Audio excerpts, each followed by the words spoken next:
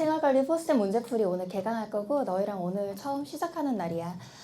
일단 학교 내신들 끝나고 온 현역들도 있을 거고 재도전하는 N수생들도 있을 건데 이번부터 제대로 시작이라고 생각하고 또 열심히 해보자.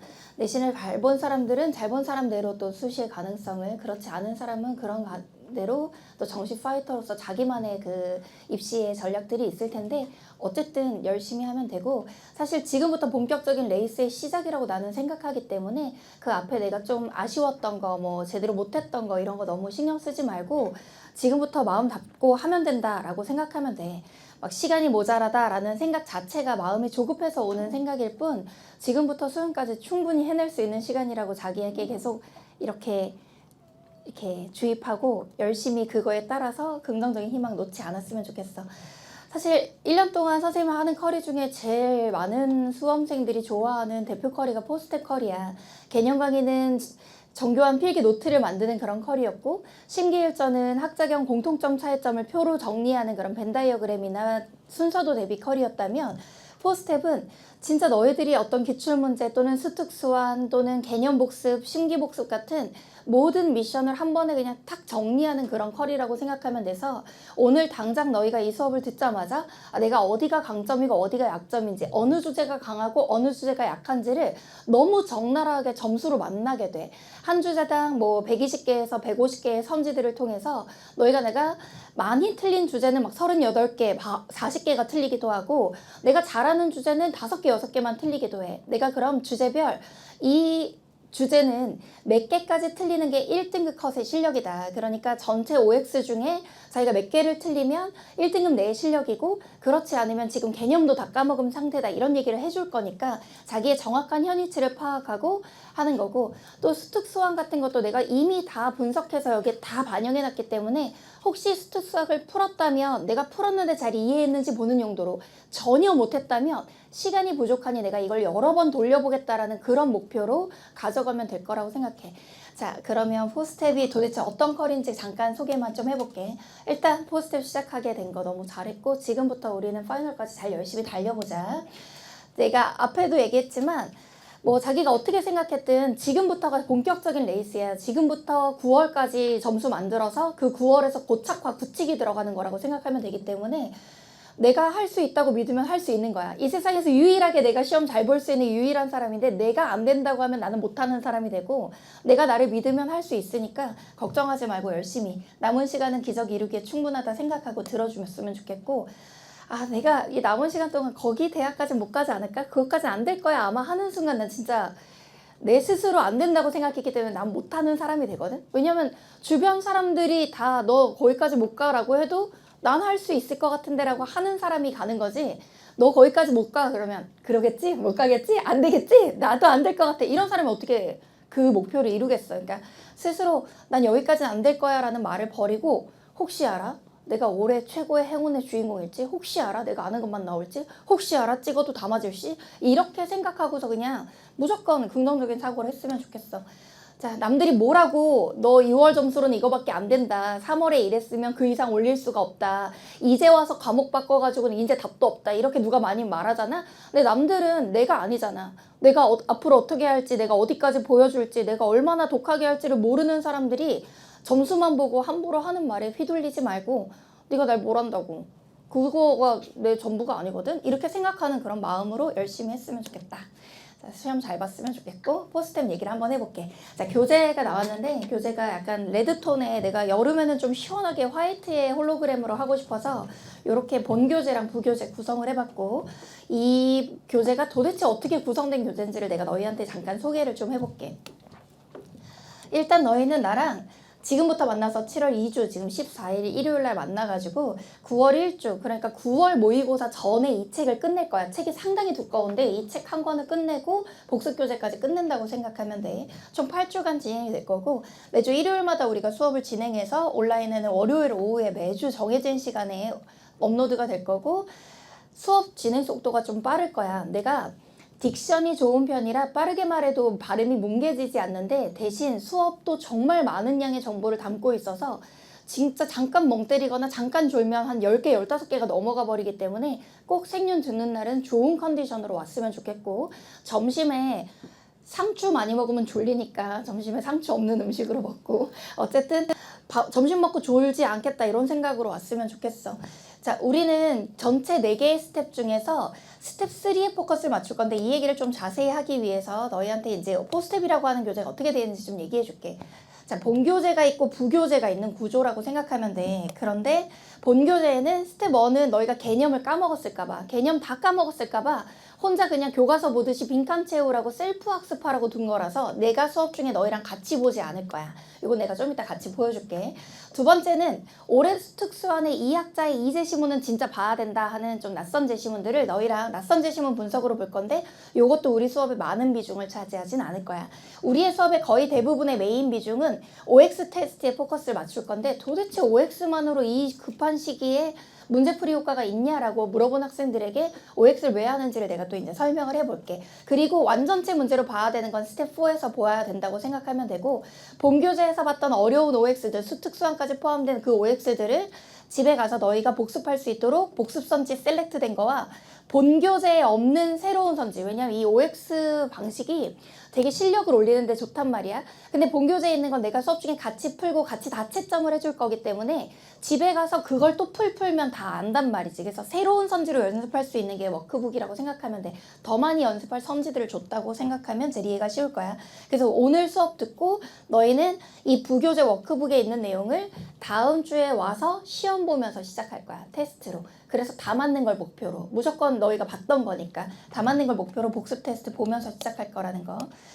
도대체 왜 이런 OX 분석을 하냐에 대한 설명을 간단히만 좀 해주면, 내가 제시문 갑이 롤 쓰고 제시문 을이 싱어라는 걸 알았어. 그래서 기억의 갑에 대해서 맞다는 것도 알았고 니은의 을에 대해서 맞다는 것도 알았고 디귿만 조금 헷갈려서 세모를 좀 쳐놓고 리을 선지가 틀리다는 거 알아서 리을이 있는 거 먼저 빼서 3번, 5번을 지웠어. 그리고 나서 기억 니은은 다 골라야 되니까 2번도 지웠어. 그런데 내가 모르는 건 디귿 하나인데 갑은 을과 달리 1번의 기억 니은, 4번의 기억 니은 디귿이면 우리는 결국은 한 선지 때문에 1번일지 4번일지를 못 고르게 돼. 그래서 내가 1번이 답인 것 같아서 이걸 찍어가지고 OMR 마킹해서 냈는데 정답이 4번이면 어떤 현상이 나타나냐면, 보통 이런 문제는 정답률이 1번이 43%, 뭐 4번이 27% 이렇게 나오는 경우가 되게 많다고.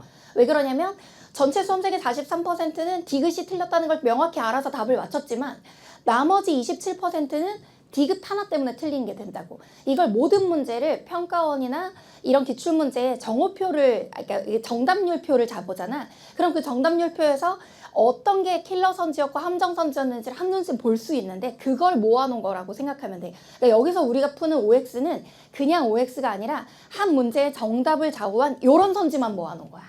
그럼 올해 수능 특강 수능 완성에도 어려운 선지들이 있을 거잖아. 이 선지 구성을 보면 교수님들이, 출제자들이 도대체 어떤 선지를 이 문제에 포커스 선지로 놓는지를 알 수가 있거든.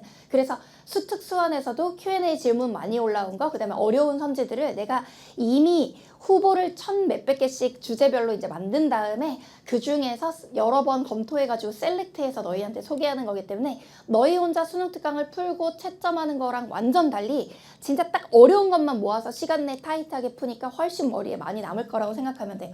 내가 이 커리를 진행하면서 그동안 느꼈던 게 뭐냐면, 이를테면 150개를 채점을 해.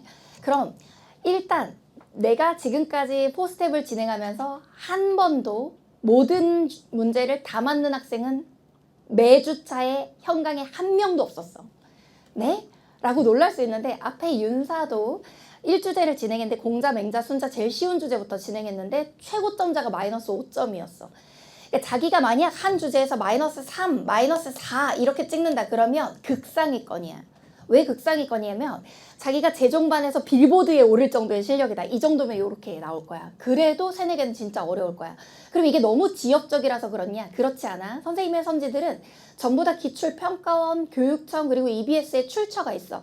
만약 올해 수특 선지라면 올해 수특 페이지까지 옆에 적혀있기 때문에 교육과정을 이탈한 선지는 없단 말이야. 그럼 다시 말하면 아무리 잘하는 사람도 이 선지 중에 하나가 수능에 기억, 니은, 디귿으로 나오면 틀릴 가능성이 있다는 거니까 아무리 잘하는 사람도 자기의 빈틈을 체크하는 데 도움이 될 거야. 근데 만약 자기가 10개 이상 틀렸다. 그러면 자기가 지금 1등급 실력은 아닌 거거든. 한 주제에서 10개 이상 틀렸다 그러면 내가 지금 이 과목을 1등급 받을 만큼은 모르고 있는 상태거야. 만약 자기가 20개 이상 틀렸다 생윤에서, 그러면 지금 개념을 우수수 까먹었다고 생각하면 돼. 그래서 어떻게 해야 될지를 내가 채점 후에, 얘들아 이 주제는 몇 개까지가 1컷이야, 이 안에 막았으면 지금까지 공부 잘하고 있는 거니까 그 선지만 오답을 잘해줘. 근데 자기가 이 주제에서 몇 개 이상 틀렸으면 개념 다 까먹은 거니까 개념 노트 보아야 되고, 혹시 개념에서 다시 들어야 될 부분이 있으면 들어야 돼 라고 얘기할 거야. 선생님 근데 있잖아요, 제가 내신이 너무 바빠가지고 심기일전 전혀 못한 상태로 지금 개념 듣고 기억이 잘 안 나는 상태로 지금 포스텝을 왔는데 따라갈 수 있을까요? 라고 물어보면 당연히 따라갈 수 있어. 왜냐면 개념에서 전체 학자를 다 처음 배운 거고 심기일전은 거기다 살을 붙인 거야. 그리고 포스텝으로 들어가는 건데, 심기일전 들은 학생들이 훨씬 잘하겠지. 왜냐면 더 많은 내용을 배웠고 더 많은 학자간 비교를 했으니까. 하지만 포스텝으로 바로 들어와도 괜찮아. 더 대신 처음에 채점했을 때 더 큰 충격을 받겠지. 내가 심기일전 안 해서 이렇게 틀리나? 수특수하나 안 풀어서 이렇게 틀리나? 이런 고민들은 있을 텐데 어차피 그것들은 내가 점수 때 보고 얘기해 줄 거고, 너희한테 얘들아 이 문제 요 164번 정도 선지를 틀렸다 이러면 이거는 개념을 잘하고 포스텝을, 그러니까 심기일전 잘해도 어려운 선지다 이런 것도 얘기해 줄 거고, 만약에 이걸 틀렸다 그럼 개념 완전 무너진 상태다라는 것도 계속 얘기해 줄 거야. 그래서 계속 내 적나라한 실력을 너희가 마주할 수 있기 때문에 이 선지는 긴장을 풀 수가 없고, 내가 잘하는 사람이어도 다 못 맞아서 불안하고, 내가 못하는 사람이어도 점수가 적나라하게 막 38개 틀리니까 불안하고, 이런 상황이 될 거야. 자, 이제 그 다음 얘기를 한번 해볼게요. 선생님 그러면요, 제가 오늘 첫 주제를 들을 건데요, 복습은 어떻게 해요? 자, 일단 내가 너희한테 좀 편하게 얘기해주면, 여기에는 기출문제와 수특수완이 다 들어있기 때문에 제일 잘 보려면 수능특강, 수능완성 해당 주제 풀고 개념 심의일전 다 듣고, 그래 기출문제도 다 풀어야 점수가 잘 나오겠지. 근데 문제는 너희가 국영수도 해야 되잖아. 그러다 보니 탐구 강사인 나의 입장에서는 그거 다 하고 이것도 해라가 아니라, 그거 모든 걸 하는 시간을 내가 10분의 1로 압축해 줄 테니 이것만 정말 열심히 돌려보더라도 실력이 올라가게 해줄게를 약속하는 교재야. 그래서 정말 좀 국영수가 너무 바쁘고 할 게 너무 많다 하면 포스텝만 여러 번 돌려봐도 9월에 바로 효과가 나타날 거야. 근데 나는 안 돼, 나는 정말 불안하고 하나라도 모르는 선지가 있지 않았으면 좋겠어 하는 사람을 위한 솔루션은, 자, 만약에 2호 수특을 자기가 못 풀었어, 또는 풀었다고 치자. 내가 수특 선지에 24쪽 선지를 너희한테 여기다 OX 넣어놨다고 치면 거기 페이지가 적혀 있거든. 내가 틀린 선지에 원문이 어디 있어, 문제와 해설까지 수능특강에 있으니까 역으로 찾아가서 이 선지 틀려서 너무 억울해, 그 원문이 뭔지 봐야 되겠어. 그렇게 찾아가서 공부하면 가장 좀 뭐가 좋을 거냐면 복습하기가 좋을 거야. 그리고 오늘 딱 풀어보면 어떤 느낌이 들 거냐면, 이 주제는 다 맞고 싶다 이런 생각이 들 거야. 그래서 내가 매주 너희한테 어떻게 알려줄 거냐면, 다음 주제는 어디까지가 테스트 범위니까 개념 강의로는 몇 주차 몇 강까지고, 뭐 심기일전으로는 몇 주차 몇 강까지니까 그거에 해당하는 내용들 필기만 보고 오거나, 아니면 그거에 해당하는 내용들만 막 빨리 진도를 따라가거나, 이렇게 병행할 수 있는 진도를 가르쳐 줄 테니까 그렇게 해서 마무리해보면 좋을 것 같아. 우리의 목표는 9월에 다 맞는 거야. 사탐이 효자 과목이 되는 거야. 국영수에서 지친 게 탐구에서는 진짜 안정적으로 나오는 거고, 정말 내가 생각할 때 이번 6월 평가원이 윤사가 제일 어려웠고, 윤사는 뭐 표점 기준으로 해도 과학탐구, 사회탐구 통틀어 가장 높은 표점이 나왔기 때문에 생윤도 까다로웠어. 사회문화가 오히려 좀 쉽게 나왔는데 요거는 9월에 아마 평가 교수님들이 보완을 하실 것 같고, 어쨌든 사회탐구에서 우리에게 주어진 이 생윤이라는 과목이 매력적인 과목이어서 어쨌든 사탐 선택자 1위를 했고, 중간에 다른 과목 하다가 바꾸고 오는 학생들도 많은 과목인데, 그럴수록 우리가 더 단단한 실력을 갖추기만 하면 돼. 뭐 자신 있게 얘기하자면 포스텝만 딱 해봐도 내가 부족한 거, 내가 더 해야 되는 게 너무 선명하게 보이기 때문에 공부 방법이 보여서 너희가 되게 좋을 거라고 내가 그 얘기를 좀 해주고 싶어. 자, 그러면 실제 우리가 지금 커리 중에 어디에 와 있는지 얘기해 줄게. 우리 지금 포스텝 문제풀이 3단계에 와 있고, 개념 완성이 전범위의 개념 필기를, 심기일전이 학자별 공통점과 차이점을 벤 다이어그램과 표로 그리는 그런 커리였고, 포스텝이 기출, 수특, 수완을 전부 다 대비해주는 커리야.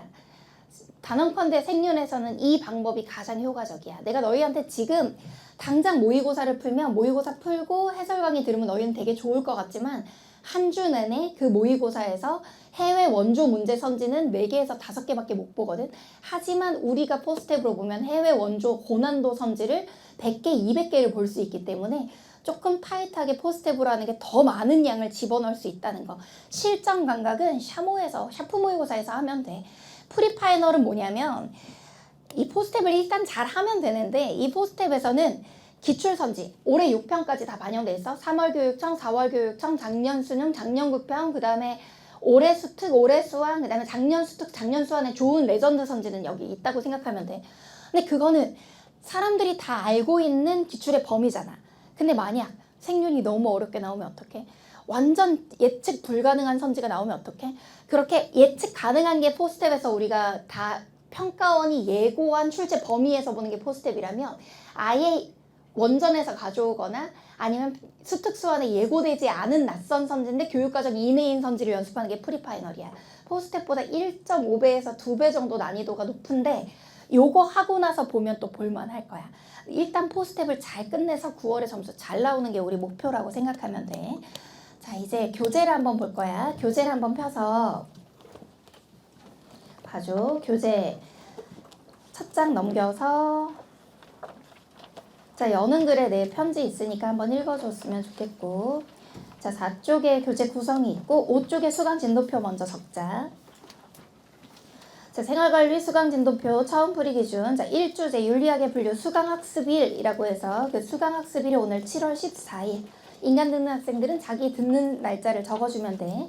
자, 페이지는 뭐를 적어주냐면 20페이지를 적어줘. 20페이지. 왜 20페이지냐? 이 20페이지가 OX 시작하는 페이지야. 거기 문항이 135개가 있을 거야. 좀 이따 채점하고 나면 너희랑 나랑 몇 개 맞췄는지를 적으러 오는 공간이 있을 거라고 생각하면 돼. 그리고 이 OX가 너무 좋기 때문에 너희랑 나랑 OX를 보고 나서 나랑 하나하나 다 설명을 들을 거거든.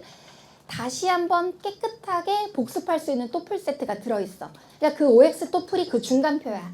다시 한번 그 세트를 풀어보는 게 또풀이고 마지막에 워크북에 있는 세트를 복습하는 거라고 생각하면 돼. 그래서 요거 하나하나 채우면서 공부해 나가면 돼. 자, 페이지 넘겨서 단원 나와 있고 오늘은 윤리학의 분류라서 이론 윤리학, 규범 윤리학, 뭐 메타 윤리학, 기술 윤리학의 동서양의 윤리사상 여기 들어있을 거야. 다음 주지. 다음 주에는 죽음에 대한 철학적 견해부터 시작해서 가족, 생명, 사랑, 성까지 들어있을 거야. 자, 그러면 우리는 교재 10쪽을 봐봐. 자, 교재 10쪽은 내가 수업 중에 같이 안 보는 스텝 1이야. 요건 개념 까먹은 학생들 또는 교과서 한 번도 안 읽어본 학생들, 수능 특강 이론 안 읽어본 학생들, 그런 학생들을 위해서 나온 것으로 너희가 그 안에 있는 빈칸을 채워도 좋고 아니면 형광펜으로 그 아래 답이랑 매칭하면서 읽어도 괜찮으니까 한 번만 그냥 복습하면서 읽어보면 돼. 자, 그리고 우리는 스텝 2로 가자. 교재 18쪽 가봐. 이 교재의 두 번째 단계는 올해 수능 특강, 올해 수능 완성, 올해 3월, 4월 6평 중에 2학자에서 반드시 주목해야 될 제시문과 그것에 대한 체크 문항을 실어놨다고 생각하면 돼. 스텝 3의 OX 다 보고 나서 보러 올 거고 시간이 되면 그 주에 같이 보고 시간이 안 되면 그 다음 주에 복습하듯이 볼 거니까 요거는 나랑 나중에 같이 푸는 단원이 될 거야. 20쪽 한번 펴봐. 20쪽.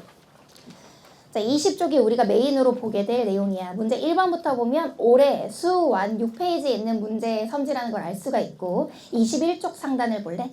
21쪽에 1주제 OX 문항수 적는 게 있어. 이 OX 문항수가 몇 개냐면 135개야. 135개. 자, 이 135개에 대해서 내가 너희한테 잠시만 제한시간 15분 줄 거야. 15분. 채점 후에 자기가 틀린 개수와 예상 1컷을 적으러 올 거고 예상 1컷은 내가 불러줄 테니 아, 나 1컷 방어했다, 못했다를 너희가 보게 될 거야. 자, 135개가 어딘지 한번 보러 가자.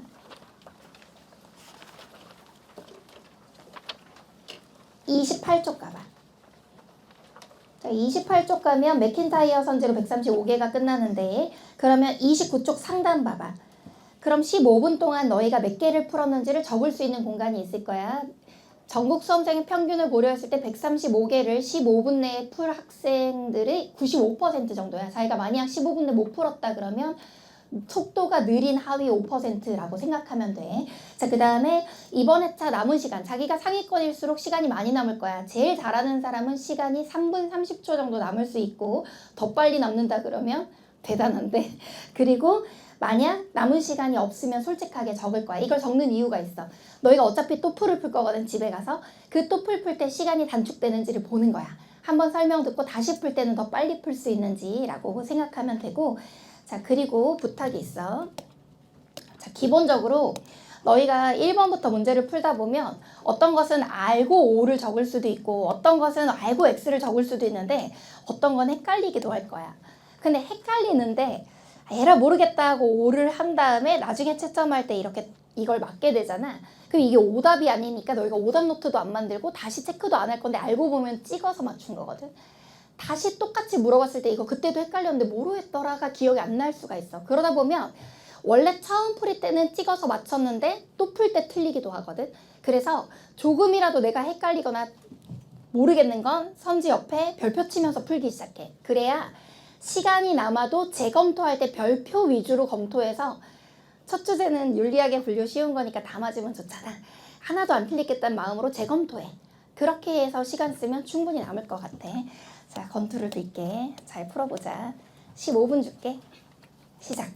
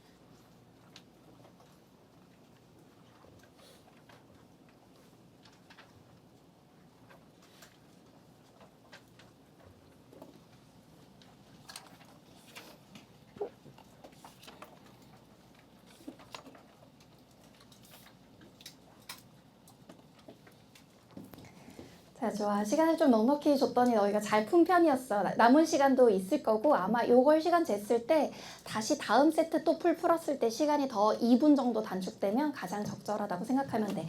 채점하기 전에 딱 하나만 이건 정답 채점하고 나서 잉 할 게 하나 있어가지고 미리 너희랑 얘기할게.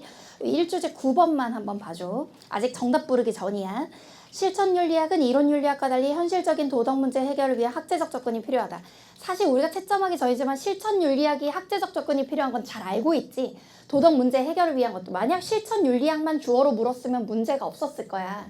근데 이론윤리학과 달리라고 할 때 이게 내가 고백을 할게. 선생님은 사실 실천윤리학은 이렇게 해서 주어를 해서 타이핑해서 우리 조교쌤을 드렸는데 우리 조교쌤이 원문과 비교하는 과정에서 조교쌤이 임의로 추가를 하셨나 봐. 그래서 요거는 내가 너희한테 미리 사과하는데 결론이 어떻게 되는지 먼저 얘기해주고 이 답도 좀 힌트를 준 다음에 채점을 할 거야. 이유가 있어. 이론규범윤리학은 실천윤리학에 비해 문제 해결을 위한 관심은 좀 적기는 해. 왜냐면 실제 생활의 문제 해결은 이론규범 윤리학보다 실천윤리학에 훨씬 더 관심을 많이 가지고 강조를 하거든. 하지만 그렇다고 해서 이론윤리학 또는 이론규범윤리학이 문제 해결에 무관심한 건 아니야. 그리고 학제적 성격도 실천윤리학이 더 강하게 가지고 있는 거지 이론윤리학이 가지고 있지 않은 것은 아니야.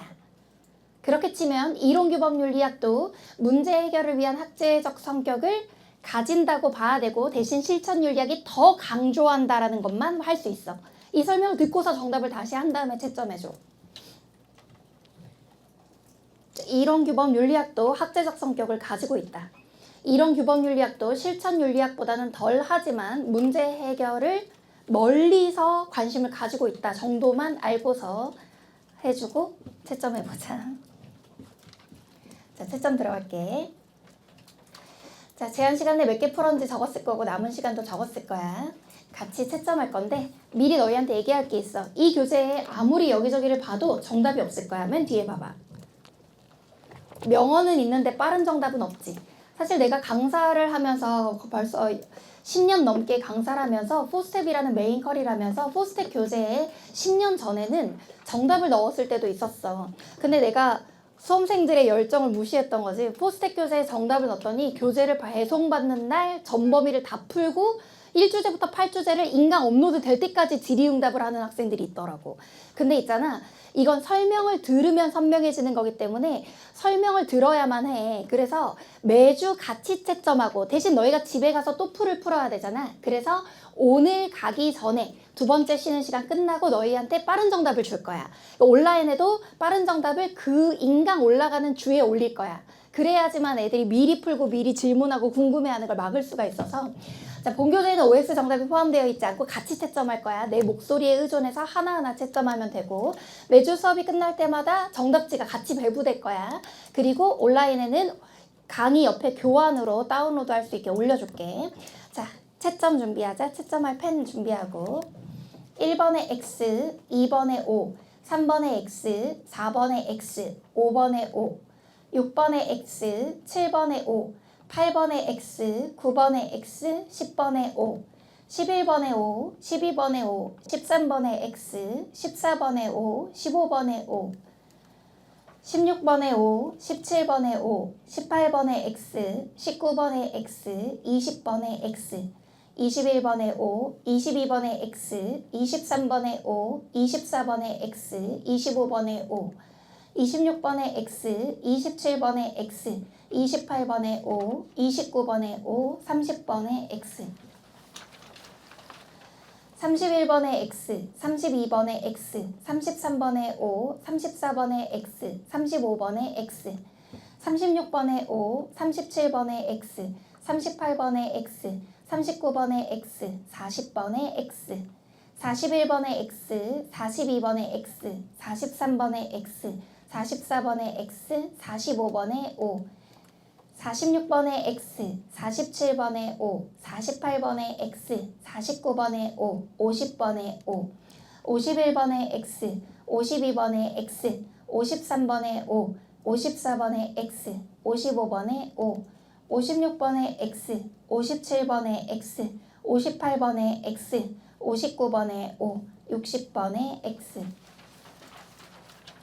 61번에 X, 62번에 O, 63번에 X, 64번에 O, 65번에 O, 66번에 O, 67번에 X, 68번에 X, 69번에 O, 70번에 X, 71번에 O, 72번에 X, 73번에 O, 74번에 X, 75번에 X, 76번에 O, 77번에 O, 78번에 X, 79번에 O, 80번에 X, 81번에 X, 82번에 X, 83번에 O, 84번에 X, 85번에 X, 86번에 O, 87번에 O, 88번에 O, 89번에 X, 90번에 X,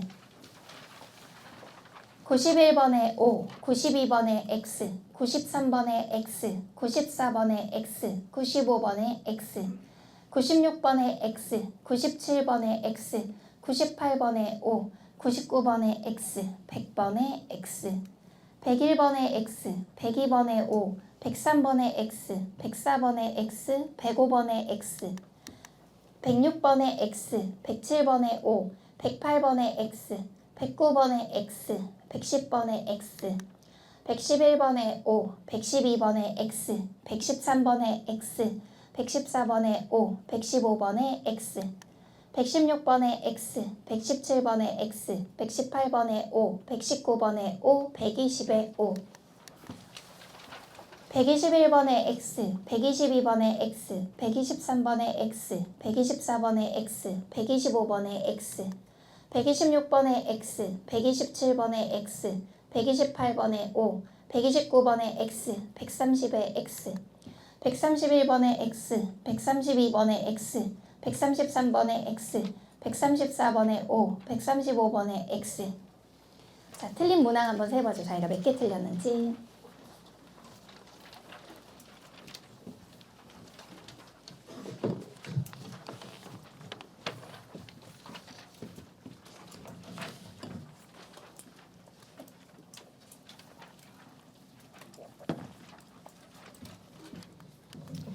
자, 21쪽에다가 OX 문항수 135개, 제한시간 15분 줬었고, 오늘 첫 조라 조금 더 여유있게 줬어.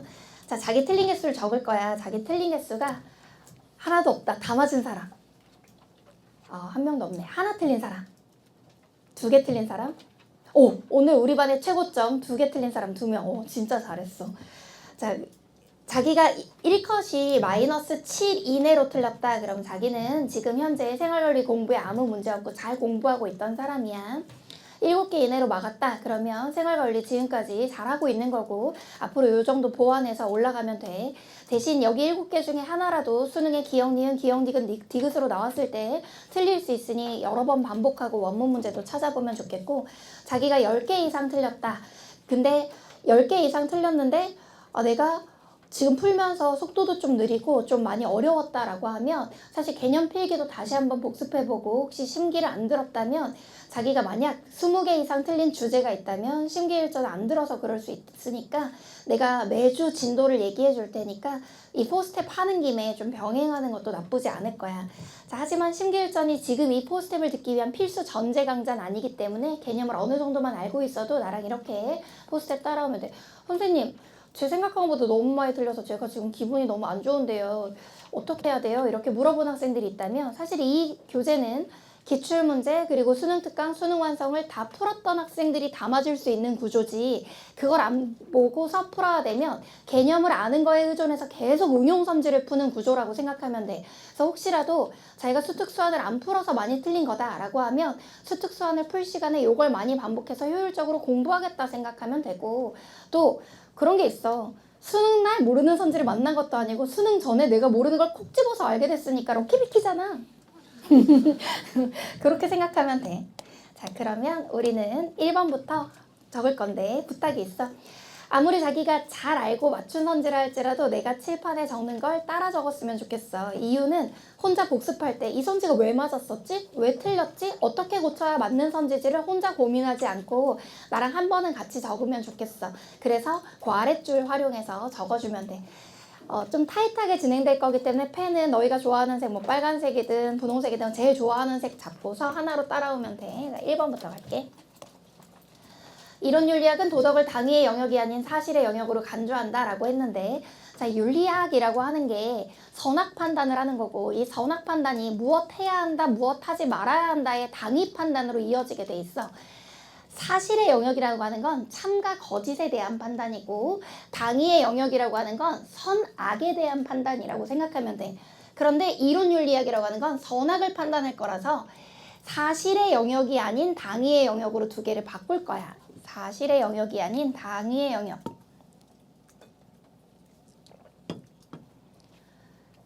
당위라고 하는 것은 아래다가 한번 적어보자. 당위.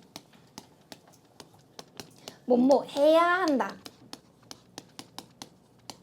무엇을 해야 한다를 규정한 걸 당위라 그러지. 왜냐면 마땅히 당해야 할 위자이기 때문이야. 윤리학은 여기서 해외 원조를 해야 한다, 하지 말아야 한다라는 당위의 영역을 다루고 있기 때문에 사실의 영역이 아닌 당위의 영역을 다룬다고 바꿔줄 거야. 자, 그 다음 2번. 이론 윤리학은 모든 사람이 준수해야 하는 근본적인 도덕 원리의 정립을 강조한다라고 했는데, 이 근본적인 도덕 원리에다 밑줄 치고, 이 근본적인 도덕 원리의 가장 대표적인 예시가 이런 거지. 아래다가 EX 해서 정언명령이나 정언명령. 요게 근본적인 도덕 원리의 가장 대표적인 예시고, 또는 최다 최행. 우리가 알고 있는 최다 최행이 공리주의의 말로써 무슨 다수 무슨 행복? 최대 다수 최대 행복이니까 이런 게 바로 근본적인 도덕 원리고, 그걸 정립하는 게 이론 윤리학이야. 오케이. 다음 3번. 이론 윤리학은 도덕 문제의 객관적 서술이 윤리학의 주된 목표라고 본다라고 했는데, 자, 객관적 서술이라고 하는 말을 잠깐 밑줄 좀 쳐볼게. 객관적 서술. 너희가 생각할 때 객관적 서술이라고 하는 건 가치 판단을 하는 것 같아? 가치 판단을 안 하는 것 같아? 가치 판단을 안 하는 거야. 이걸 뭐라 그러냐면 가치 중립적 설명이야. 가치 중립적 설명.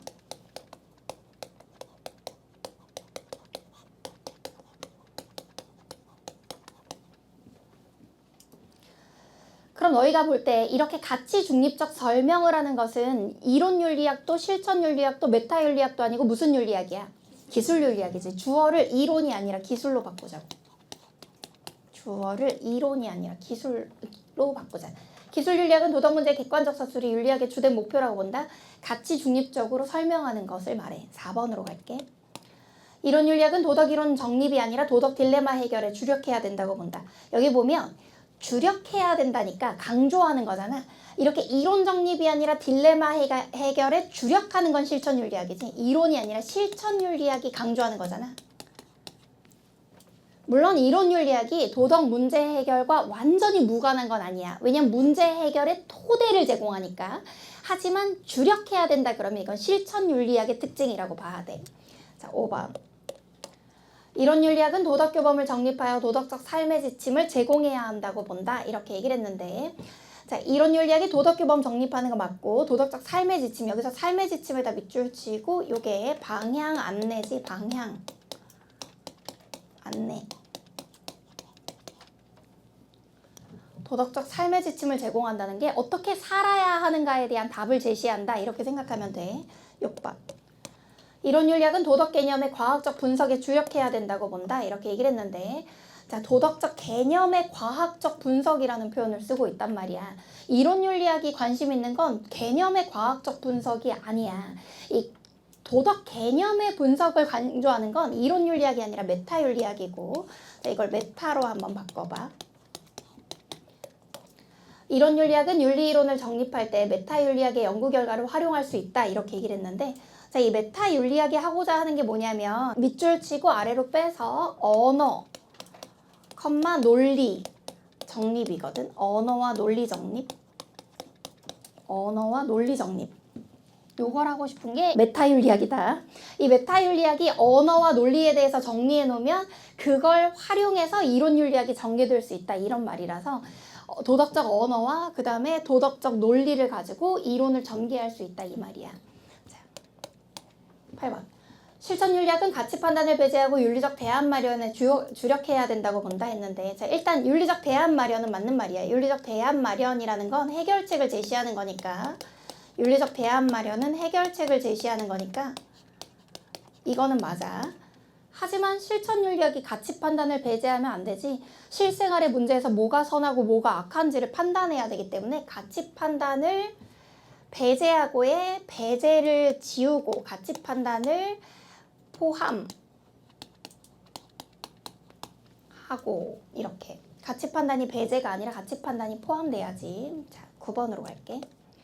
실천 윤리학은 이론 윤리학과 달리 현실적 도덕 문제 해결을 위해 학제적 접근이 필요하다고 본다. 자, 이게 내가 채점하기 전에 너희한테 일부러 얘기했던 표현인데 만약 이걸 실천 윤리학에 대해서만 물어보면 실천 윤리학은 현실적인 도덕 문제 해결 위해 학제적 접근이 필요한 게 맞아.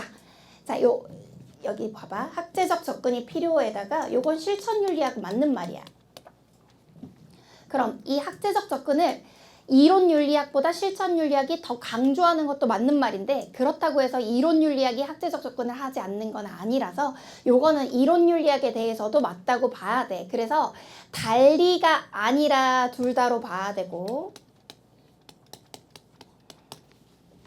달리가 아니라 둘 다로 봐야 되고 만약 이 문장이 실천 윤리학은 이론 윤리학에 비해 라고 해서 비교하는 거였다면 보다 더 강조하는 건 맞으니까 실천 윤리학에서 맞는 말인데 이론 윤리학이 아예 이런 성격이 없다고 할 수는 없어서 달리라는 표현은 쓸 수가 없다. 그래서 내가 너희가 헷갈릴 것 같아서 채점 전에 요 선지만 미리 부연 설명했었어. 10번.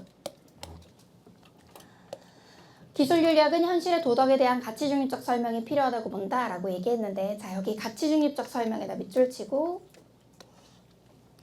여기서 말하는 가치 중립적 설명은 객관적 서술을 말하고 객관적 서술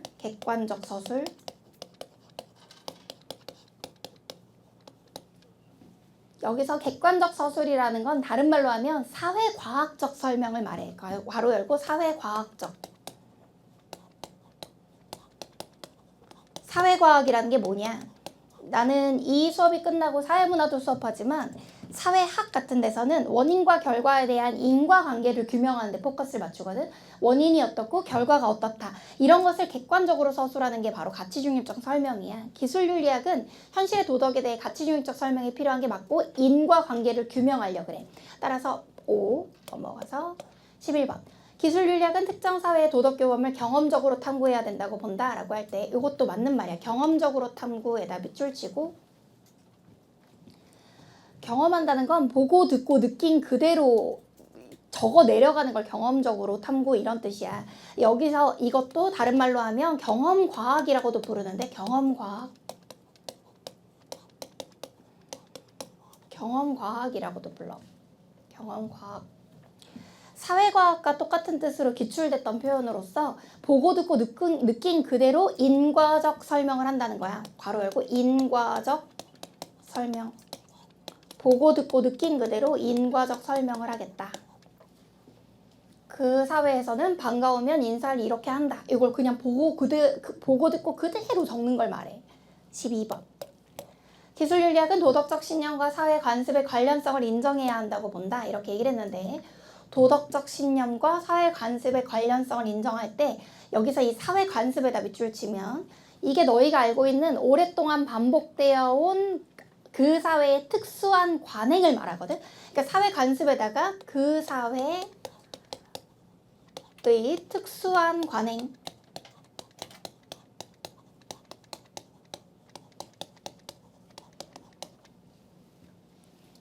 이런 거야. 그 사회에서는 인사를 할 때 코를 비비면 반가운 의미로 보는 거나 어떤 사회는 코를 비비면 모욕적인 의미로 본다고 치자.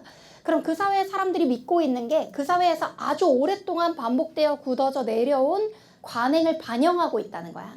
그래서 그 사람들이 옳다고 믿는 것이 그 사회에 오랫동안 반복된 관행과 연결돼 있다. 이런 뜻이라서 맞는 말이야. 13번. 기술윤리학은 도덕법칙이 시공을 초월한 보편타당성을 내가 방금 그랬잖아. 특수한 관행이라며. 그럼 시공을 초월하면 돼? 안 돼? 안 되지. 그 사회에만 특수하게 적용돼야 되는 거잖아. 따라서 여기 시공을 초월한 보편타당성을 지녀야 함을 강조하고 있다가 아니라 시공을 초월한 보편타당성을 지우고 도덕법칙이 각 사회의 특수성을 반영함을. 그러면 저 뒤에 지녀야까지도 지워야 되겠지. 지녀야까지도 지워야 돼.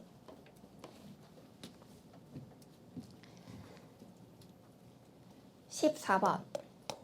메타윤리학은 윤리학이 학문적으로 성립 가능한지에 대해 비판적으로 검증하고자 한다. 맞는 말이야. 저 학문적 성립 가능에다가 학문적으로 성립 가능에다가 밑줄 치고, 메타윤리학은 이 윤리학의 학문적 성립 가능성을 알아보는데 학문이 되려면 언어가 정립돼 있어야 되고 논리가 명확해야 돼. 따라서 이 학문적 성립 가능성 보기 위해서 언어와 논리를 본다고. 언어, 논리.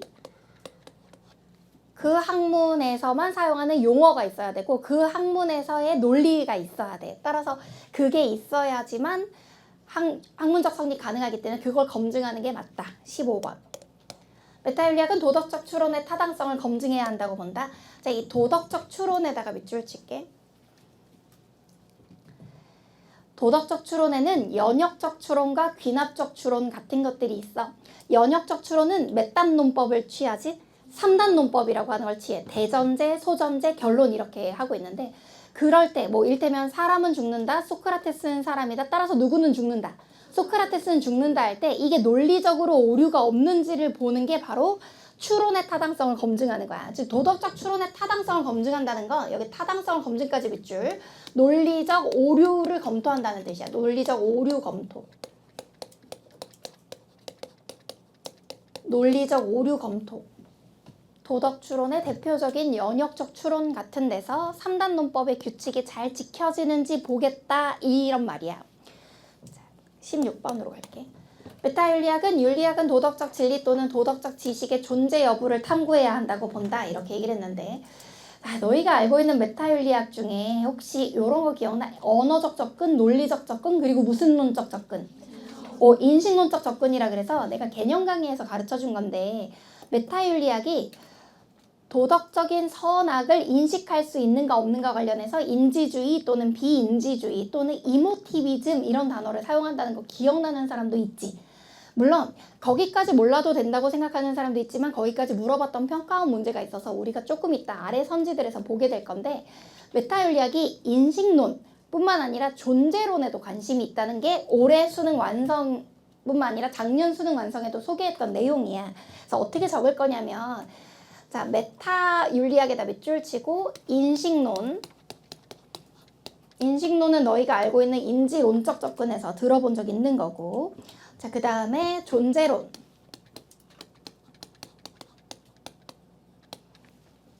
이 존재론이 뭐냐면 여기 나오는 이 문장 그거야.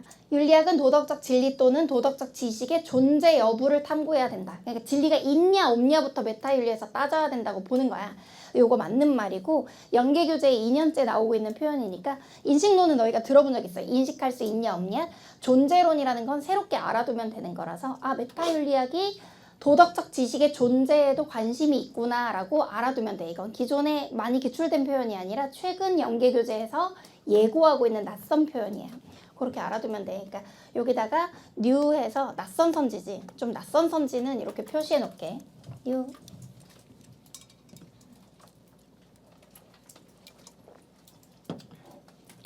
자, 17번.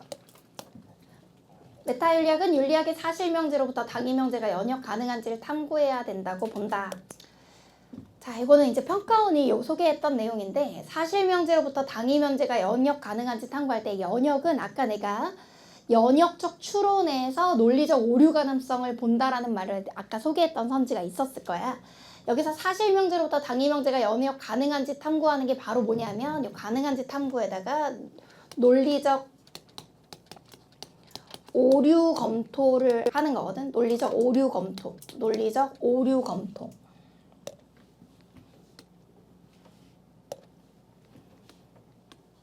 논리적 오류 검토. 사실 논리학에서는 사실명제에서 당위명제를 연역하는 건 논리적 오류라고 얘기를 해. 이를테면 너는 부모님의 자녀이다. 사실명제. 따라서 너는 부모님께 효도해야 된다. 당위명제. 요것이 오류라고 하는 거지. 마치 너는 초콜릿을 좋아한다라는 사실명제에서 너는 초콜릿을 좋아해야만 한다라는 당위명제를 도출하는 게 오류인 것처럼 너는 객관적으로 예쁘다. 그러니까 예뻐야만 한다. 되게 이상하지? 이제 이상하잖아. 다 논리적 오류이기 때문이야. 근데 많은 사람들이 너는 부모님의 자녀이다. 그러니까 효도해야 된다를 오류인지도 모르고 쓰고 있다는 거지. 유교에서도 그런 걸 쓰잖아. 그러니까 메타윤리학은 기존에 우리가 유교에서 쓰던 효도에 대한 명제가 논리적으로 오류는 아닌지 따져보는 역할을 한다는 거야. 그럼 다시 말해서 사실명제로부터 당위명제가 연역 가능한지 탐구하는 게 바로 논리적 오류를 검토하는 거니까 메타윤리학의 역할이 맞아. 맞는 말. 18번. 규범윤리학은 도덕의 기원과 발달에 관한 인과적 설명을 제시하는 것을 핵심 과제로 삼는다. 얘들아 여기 인과적 설명 우리 앞에서 봤어. 원인과 결과에 대해서 설명하는 건 무슨 과학적 접근? 사회과학적 접근이라고. 사회과학적 접근.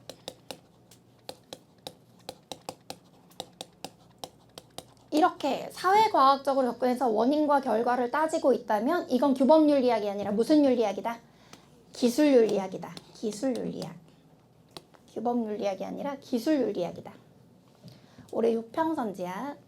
19번. 낙태는 나쁘다라는 진술은 낙태에 대한 부정적 감정을 표현하는 것에 불과하다고 보는 입장은 자 이게 실천윤리학이 아니라 무슨 윤리학? 메타윤리학이야. 평가원에서 한번 물어봤던 표현으로서 자 여기 감정을 표현하는 것에 불과하다 밑줄 치고 감정을 표현하는 것에 불과하다 밑줄 치고 자 이렇게 도덕이라고 하는 건 감정을 표현하는 것에 불과하다고 보는 걸 무슨 티비즘? 이모티비즘이라 그러고 만약 이모티비즘이란 용어를 무슨 이유에선가 몰랐다 그러면 정서주의라고 쓰는 연계교재, 즉 EBS 교재의 표현이 있으니까 그것도 알아두고 다 메타윤리의 한 갈래라고 생각하면 돼. 자, 20번. 거짓말은 나쁘니까 사소한 거짓말도 나쁘다라는 추론이 타당한지 검토하는 윤리학의 분야는 기술윤리학이 아니라 무슨 윤리학? 메타윤리학이지. 이것도 논리적 오류를 보는 거니까 메타윤리학이지. 자, 여기 추론이 타당한지 검토에다 밑줄 치고 자, 추론이 타당한지 검토하는 게 논리적 접근이잖아. 논리적 접근. 추론이 타당한지 검토하는 건 논리적 접근이야. 그러니까 메타윤리학이다. 21. 공자는 타인의 마음을 헤아려 자신의 행위를 결정해야 한다고 본다. 자, 얘들아 타인의 마음을 헤아려에다가 밑줄 치고 이걸 한 글자로 뭐라 그래? 서. 맞아. 서. 공자는 타인의 마음을 헤아리고 배려하는 걸 서라 그러고 이걸 네 글자로 추기급인이라 그래. 추기급인. 요즘 시험 문제는 여기까지 물어보고 있기 때문에 나를 미루어 타인에게 미치는 걸 추기급인이라고 해. 자, 맞는 말이고 22번. 공자는 자기 가족만을 사랑하는 태도를 통해 인을 온전히 실현할 수 있다고 본다. 자, 우리가 알고 있는 공자는 자기 가족을 먼저 사랑해? 남의 가족을 먼저 사랑해? 자기 가족을 먼저 사랑해. 그럼 차별적 사랑이야? 무차별적 사랑이야? 차별적 사랑인데 또 자기 가족만 사랑하는 건 맞아 틀려? 그건 또 아니야. 왜냐면 내 가족 먼저 사랑해서 남의 가족으로 나중에 확대돼야 되거든. 따라서 자기 가족만은 사랑하는 태도를 통해 인을 온전히 실현할 수 없다고 보지. 없다. 왜 없는지 이유를 괄호 열고 적어야지. 점진적 확대가 돼야 돼서. 점진적 확대. 내 가족만을 사랑하는 게 아니라 점진적으로 확대돼야 된다. 자, 23. 공자는 자신을 희생하여 인을 이룬다면 죽어도 여한이 없다고 본다. 우린 이거 알고 있어. 자, 자신을 희생하여 인을 이룬다까지 밑줄 치고 무슨 성인? 살신성인. 살신성인. 자, 24. 공자는 좀비 친소를 구별하지 않는 사랑을 해야 한다고 본다. 이렇게 얘기를 했는데 자, 좀비 친소를 구별하지 않는 사랑은 공자가 아니라 누구의 겸해?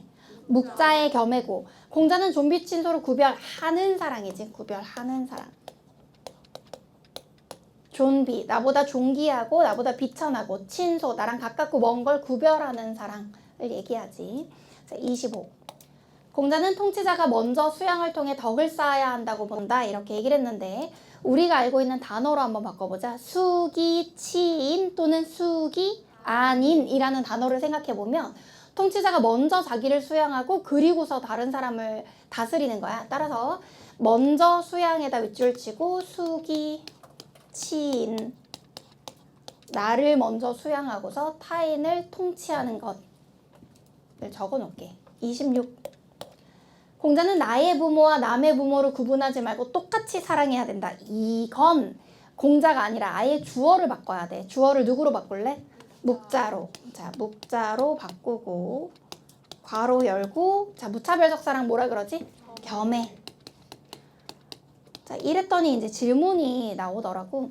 선생님, 근데요, 제가 공부한 바에 따르면 공자는 이상사회인 대동사회에 가면 내 부모와 남의 부모를 똑같이 사랑하는 그런 게 나오더라고요. 내 부모와 남의 부모를 다 부양하는 그런 사회가 나오는데 공자도 결국은 이미 점진적으로 확대되면 남의 부모까지 사랑하는 거 아니에요? 이렇게 물어보는 학생들이 있는데, 자, 나의 부모와 남의 부분을 구분하지 말고 똑같이 사랑하는 건 출발점부터 구분을 하지 말라는 거기 때문에 묵자밖에 안 되고, 내 부모에 대한 사랑을 남의 부모에까지 확대하는 게 공자.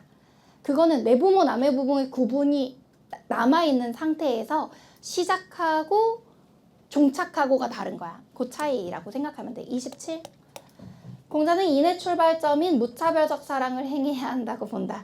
좀 이상한데, 무차별적 사랑은 누구 거? 묵자 거. 여기 한자가 그럼 뭔데? 겸해야. 우리는 그게 아니라 인의 출발점? 그럼 인이라고 하는 것, 즉 공자의 사랑을 어디서부터 출발하냐 그러면 공자는 사랑의 출발은 부모님께 효도하는 것으로부터 출발한다고 생각해. 따라서 인의 출발점인 무차별적 사랑을 지우고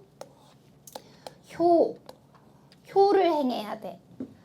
효라는 단어보다 두 글자로 적을 때는 효제라고 적어. 효는 부모님에 대한 효도고 제는 형제 간의 우애야. 인을 효제부터 시작해야 된다고 생각해. 28. 공자는 유능한 인재가 선발되는 도덕 공동체를 지향해야 한다고 본다. 자, 여기 도덕 공동체에 공자의 이상사회인 무슨 사회? 대동사회야. 대동사회. 대동사회는 유능한 인재가 선발되는데 이 유능한 인재에다 또 밑줄 칠게. 이 유능한 인재. 공자가 생각하는 유능한 인재는 도덕적인 존재들이야. 따라서 도덕적인 존재여야 되니까 도덕적 인간상인 군자, 선비, 군자, 선비와 같은 도덕적으로 완성된 사람을 뽑는다고 생각하면 돼. 29. 맹자는 궁핍한 백성의 도덕적 일탈은 군주의 책임으로 귀속될 수 있다고 본다. 보니까 평가원이 이번 평가원이야. 2025 수능 대비 6평이라고 생각하면 돼. 시행연도 플러스 1이니까. 그럼 여기서 질문. 궁핍한 백성이라는 게 배고픈 백성이잖아. 배고픈 백성이 도덕적으로 도둑질을 한다면 그건 왜 군주의 책임일까? 군주가 먹고 살 수 있는 일정한 재산인 뭐를 보장하지 않아서, 항산을 보장하지 않아서야. 따라서 궁핍한 백성의 도덕적 일장은 왜 군주의 책임이냐? 군주의 책임에다 밑줄 치고 항산의 보장.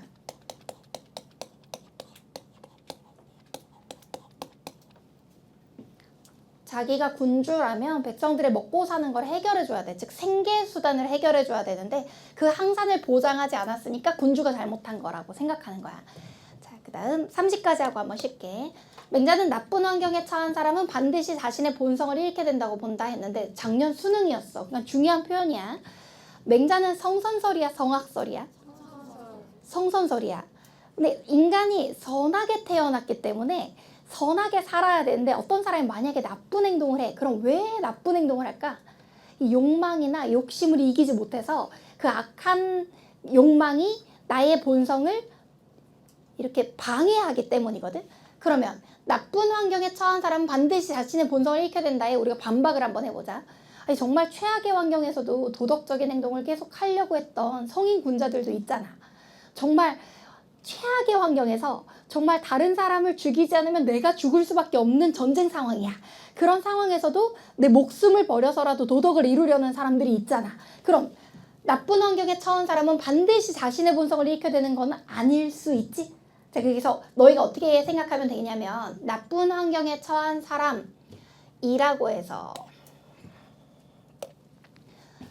나쁜 환경에 처한 사람이라고 해서 반드시 자신의 본성을 잃게 되는 것은 아니라고.